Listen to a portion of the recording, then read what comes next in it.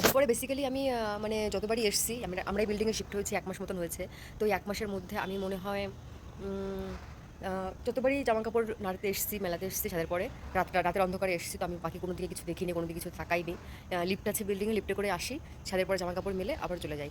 তো আবার জামাকাপড়গুলো আনার সময় ডে টাইমে মানে দিনের বেলা, দিনের আলোতে বেশিরভাগ সময় আমার বরই আসে ছাদের পরে। ওকেই আমি পাঠাই যে, আমি জামাকাপড় নাড়তে গেছি, এবার তুমি আনতে যাও।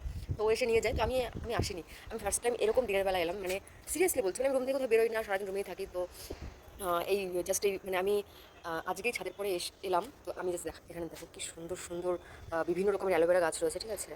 এগুলো তো আমি যত জানি এগুলো জানি না গাছের কী নাম, কেউ জানলে বলো। আর এই গাছটাতে ফুল আসে, এটা আমাদের বাড়িতে আছে। আর এই অ্যালোভেরা গাছে, কিন্তু অ্যালোভেরা গাছের যে এইটা না, এই অংশটা আমি এটা ফার্স্ট টাইম দেখছি। আমি এটা আগে কখনো দেখিনি। এটা মনে হয় ওর ফুল বা বীজ হবে, আমি জানি না। যাই হোক, আমি দেখে খুব হ্যাপি হলাম এত অ্যালোভেরার চারা। এই হচ্ছে গিয়ে চুলের জন্য, মুখের জন্য, মানে আমার কোনো স্কিন প্রবলেম হলে আমি মনে করি অ্যালোভেরার থেকে বেস্ট আর কিচ্ছু হতে পারে না। তো আমি যদি জানতাম না এখানে এত সুন্দর সুন্দর অ্যালোভেরা গাছ আছে, অবশ্যই একটা ডাল কেটে নিয়ে এতদিন আমার মুখে আর চুলে হয়ে যেত মাখা। জেনে নিলাম, আস্তে করে নিয়ে যাবো রাত্রেবেলায় চুরি করে। চুরি আমি করবো না, আমার বরকে দিয়ে করাবো। কারণ আমি অনেক পাপি, তো আমার বড় অতটা পাপি না, ওকে আমি একটুখানি পাপি বানাবো, ওর জন্য ওকে দিয়ে চুরি করাবো।